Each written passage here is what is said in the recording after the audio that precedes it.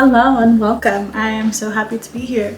I really wanted this video to go out a lot sooner, but life just happened. So I wanted to come on here today to talk about my routine for end of year. If you're anything like me, then the end of the year is a really big deal for you. Not in the sense of new year, new me, but I do enjoy planning and setting intentions for the year ahead. This became a routine for me, especially when I graduated college, because I kind of felt a little chaotic, and it was really important for me to set myself up for success.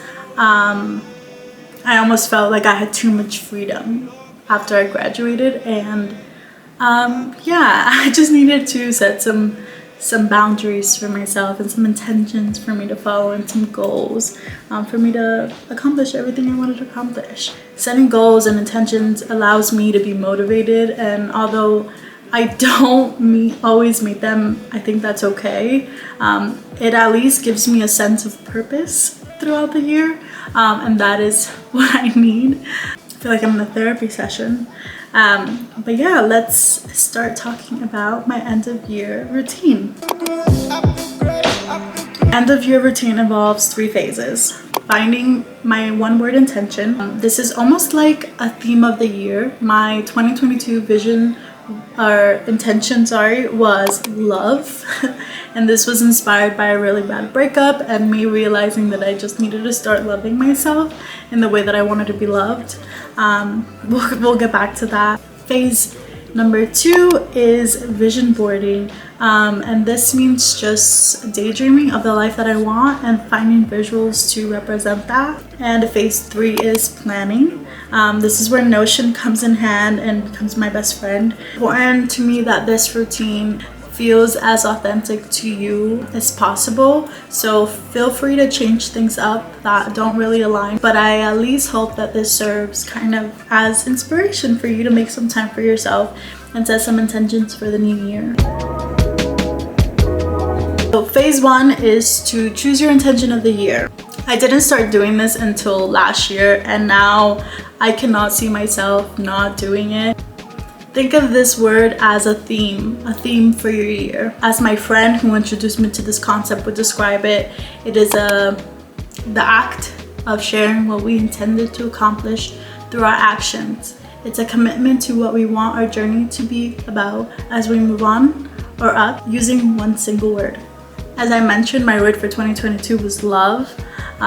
This was after a shitty breakup, and I realized for the first time that I really did need to start prioritizing loving myself and prioritizing what I wanted. Not only that, but I really wanted to continue to do work with brands that I love and was truly passionate about, that believed in the same things as I did, and create content as well that I love.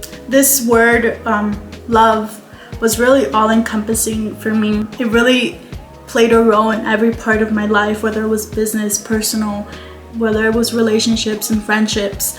And I think that that's the indication of a really good word of the year. It should be a word that you think about with every decision you make and ask yourself, am I doing this with insert word here in mind? With that being said, I do want to share my word for 2023 with you all, which is peace. I wrote a lot about this decision on my Instagram, but basically I was inspired by a question that my therapist proposed to me. She asked me, what if peace was the goal?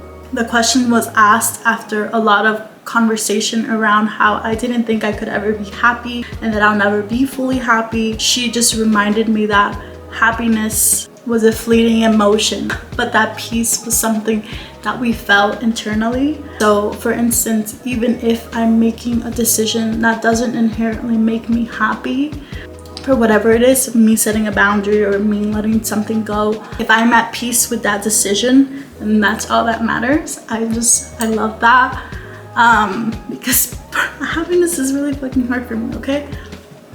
So with that being said, that was the day that I decided that I really wanted peace to be a practice for 2023. On to phase 2, vision boarding, my favorite part. I'm sure that you know what this is, but it's basically daydreaming in action. My favorite way to vision board is to scroll through Pinterest, and just romanticize the hell out of my life. I love Pinterest because you can really search what it is that you're looking for. So I was looking for people dancing came up. I then use a tool like Adobe XD, but you can really use any tool that allows you to create collages to build out your vision board, and this is what mine looked like. Some themes that kept showing up for me throughout this mood board was, one, to continue to create meaningful pieces. These are pieces that I want to have forever, that represent who I am as a person, and that really just make me happy.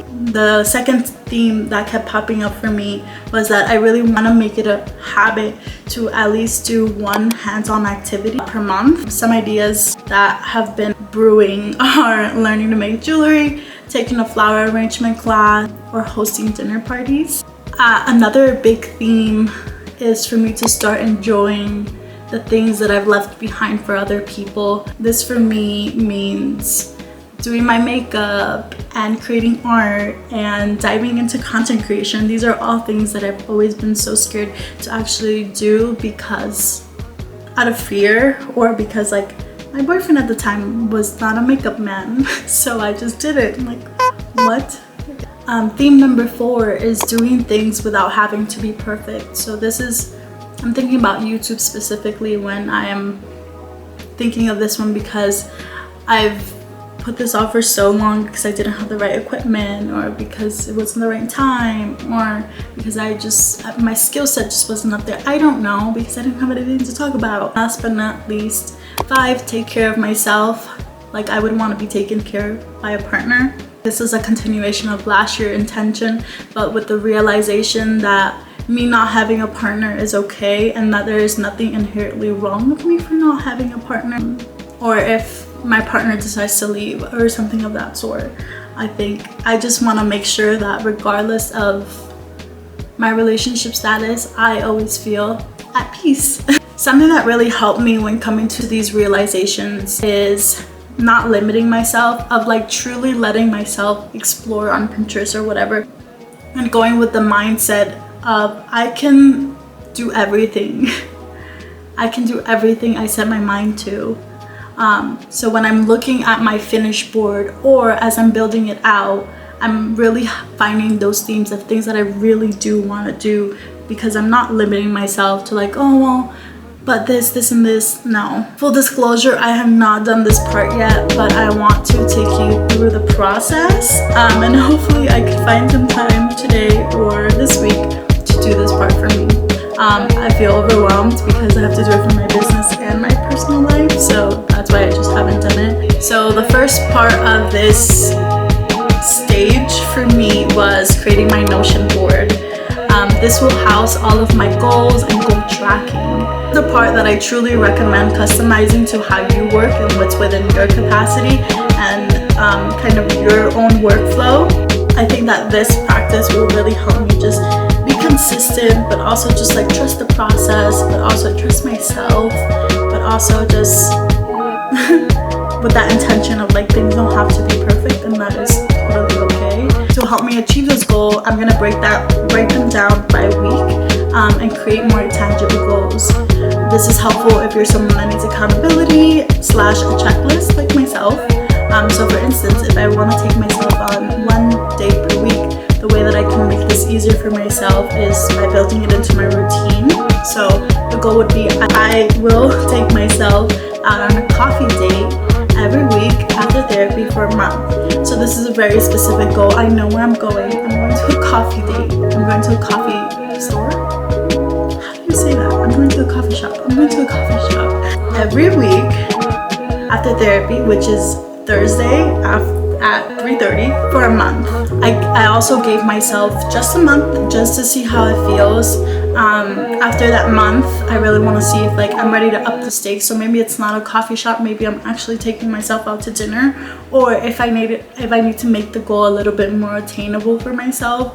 So let's say if after therapy I just really don't want to be in public, and I come to that realization of like coming home and finding a routine that works for me at home. So trying to incorporate one of my other goals, like maybe reading a book or finding a way to decompress that allows me to take care of myself as well. That was a lot. We've got our word of the year, we've got our vision board, and we have our goals set. So then the next question is obviously, how do I keep track of my progress? This is different for everyone, and it's something that I haven't actually put too much emphasis on in the past. But as I'm growing as a business owner and I'm just trying to build habits to really take care of myself and find time for myself, I really want to make it a habit also to reflect on a weekly and monthly basis. So some questions I'll ask myself on a weekly basis are, what can we celebrate from last week? How can I take care of myself? And I give myself permission to, on a monthly basis, I'll find some time to reflect deeper through a Notion board I've created. Here I can reflect on what I've learned, what I'm grateful for, and what I'm ready to let go of, both in my business and my personal life. That was it. My end of the year routine over the last few years has really changed and has evolved and will continue to change and evolve as I do. And I think that that's why I'm trying to be as open and honest that this might not work for you, but definitely take whatever it is that you want and leave the rest.